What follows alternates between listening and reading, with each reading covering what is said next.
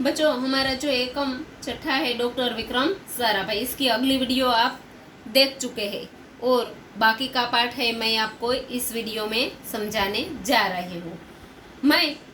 मेरी अपेक्षा है कि आपको यह पाठ समझ में आ जाएगा। इसी अपेक्षा के साथ मैं अपना यहाँ दूसरा जो वीडियो है इस पाठ का वह शुरू करती हूँ। डॉक्टर विक्रम साराभाई है, उन्होंने मैट्रिक की परीक्षा सन 1934 में पास की। कहाँ कब पास की? मैट्रिक यानी कि 10वें धोरण की 1934 में। सन 1934 से 37 तक में गुजरात कॉलेज अहमदाबाद से इंटर की पढ़ाई की। 1937 में वह इंग्लैंड चले गए पढ़ने के लिए। बच्चों, कहाँ चले गए? इंग्लैंड। वहाँ सन 1940 में कैम्ब्रिज से उन्होंने गणित और भौतिक विज्ञान में बीएससी यानी कि साइंस माध्यम से परीक्षा में सफलता प्राप्त की। उसके पश्चात दूसरा जो विश्व युद्ध यानी कि द्वितीय विश्व युद्ध शुरू होते ही विक्रम साराभाई इंग्लैंड से भारत वापस आ गए। भारत में उन्होंने डॉक्टर सर सीवी रामन और डॉक्टर होमी भाभा का सानिध्य मिला यानी कि उनके परिचय में आए। वहाँ राष्ट्रीय स्वतंत्रता आंदोलन से बहुत प्रभावित हुए और सन 1942 में वह मृणालिनी स्वामीनाथन के साथ विवाह सूत्र में बंधे यानी कि उन्होंने मृणालिनी स्वामीनाथन के साथ शादी कर ली।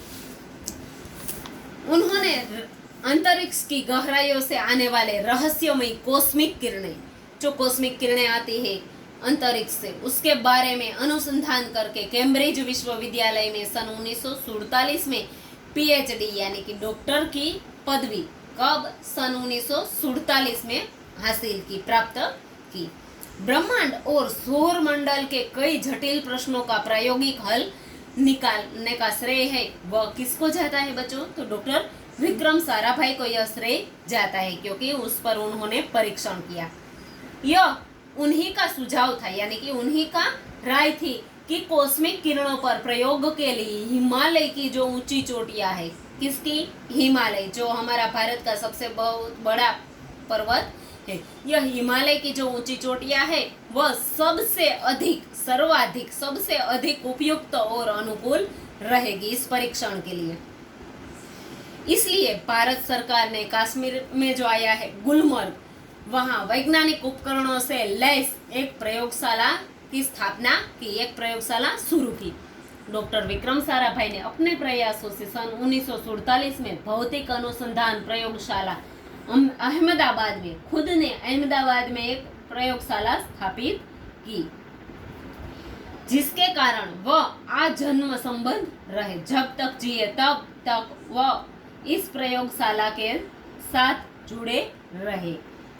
साथ ही साथ उन्होंने देश में वस्त्र उद्योग, जो अहमदाबाद में आज बहुत बड़ा उद्योग है, अहमदाबाद का मुख्य उद्योग वस्त्र उद्योग है, उन्होंने देश में वस्त्र उद्योग की तकनीकी समस्याओं यानी कि टेक्निकल जो प्रॉब्लम कहते हैं हम, वह तकनीकी समस्याओं के हल निकाले और उनके उद्देश्य से अहमदाबाद में टेक्सटाइल इंडस्ट्रीज, आज जो अहमदाबाद में हम कहते हैं कि वहाँ कपड़े बहुत सस्ते मिलते हैं, इसकी शुरुआत डॉक्टर विक्रम साराभाई ने अहमदाबाद में टेक्सटाइल इंडस्ट्रीज रिसर्च एसोसिएशन की आधारशिला यानी कि नींव रखी, पाया शुरू किया।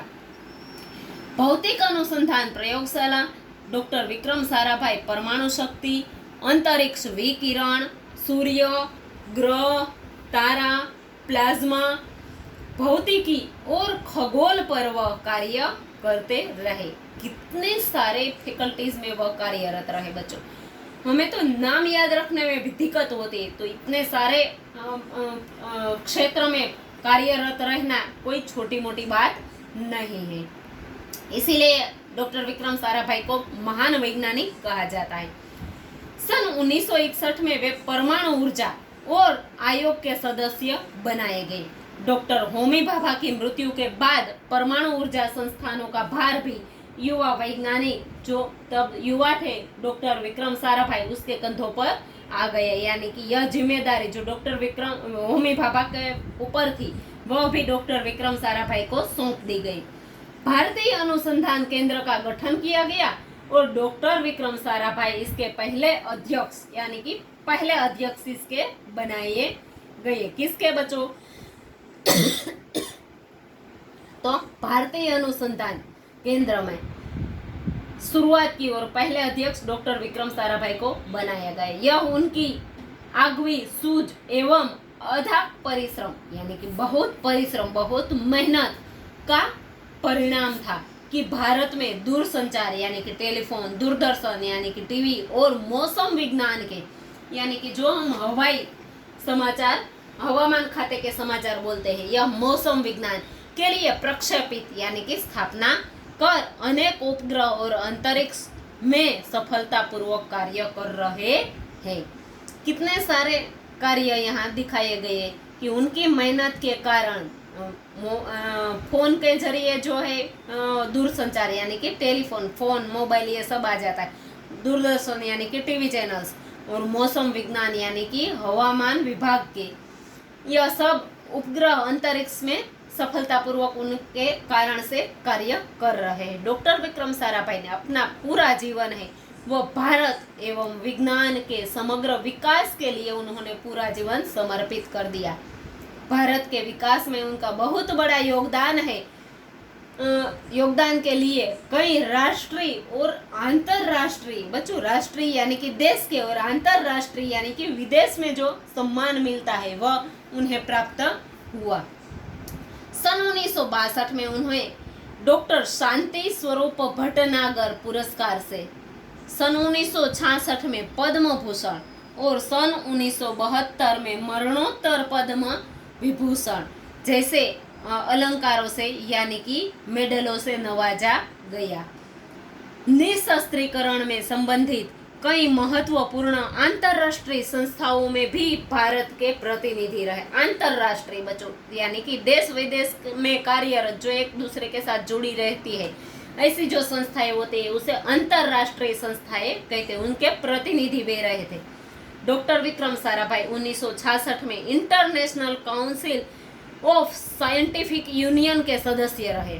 सन 1968 में संयुक्त राष्ट्र संघ यानी कि यूनेस्को जिसे हम बोलते हैं, उनके विज्ञान विभाग के अध्यक्ष बने और उन्हें इंडियन जियोलॉजिकल यूनियन का प्रमुख बनाया गया। यानी कि कई सारे महत्वपूर्ण पदों पर वे विराजमान हुए थे। डॉक्टर विक्रम साराभाई 1970 में वियना शांति अंतरराष्ट्रीय अणु मंच के, ये जो अंतरराष्ट्रीय अणु मंच के जो 14वीं परिषद है उनके प्रमुख बने। अंतरराष्ट्रीय यानी कि सभी देशों की जो संघ यानी कि सभी देशों का जो मंच होता है उसके बारे में यहाँ बात की गई। सन 1971 में संयुक्त राष्ट्र संघ परिषद के उपाध्यक्ष और बाद में विज्ञान विभाग के अध्यक्ष भी उन्हें बनाए गए। तो कई सारी पदवियों पर वह विराजमान रहे। वह केवल उच्च कोटि के वैज्ञानिक ही नहीं थे बच्चों, बल्कि वह इतनी सारी व्यस्तताओं, इतने सारे कामों में जुड़े होने के बावजूद भी वह शिक्षा और समाज के लिए पर्याप्त समय निकाल लेते थे। और हम क्या कहते हैं बच्चों, मेरे पास समय नहीं है। इतने बड़े वैज्ञानिक होकर भी उन्हें जो पसंद था उसके लिए वह समय निकाल लेते हैं बच्चों। तो हम तो उनके आगे कुछ भी नहीं। तो हमें भी हमारे समय का पूर्व आयोजन करना चाहिए उन्हीं की तरह। उनके ही प्रयासों से अहमदाबाद में लोक विज्ञान केंद्र, साइंस सेंटर जिसे हम कहते हैं, लोक विज्ञान केंद्र एवं नेहरू विकास संस्थान की स्थापना हुई और सामान्य लोगों की विज्ञान के प्रति रुचि जागृत करने के लिए वे कार्य करते रहे। अब आई बच्चों उनकी मृत्यु के बारे में बात, यानी कि जो एक काला दिन था, काली तारीख थी 21 दिसंबर, नहीं बच्चों लेकिन मैंने आपको कहा था यहाँ पाठ्य पुस्तक में 21 दिसंबर दिखाई गई है, लेकिन सच में सर्च करने पर हमें जो तारीख मिली है वह है 30 दिसंबर 1971, जब उसकी उम्र 52 साल की थी। तिरुवनंतपुरम केरल में डॉक्टर विक्रम साराभाई है वह लॉन्चिंग स्टेशन थुम्बा में कार्य निरीक्षण के लिए उन्हें वहां भेजा गया था।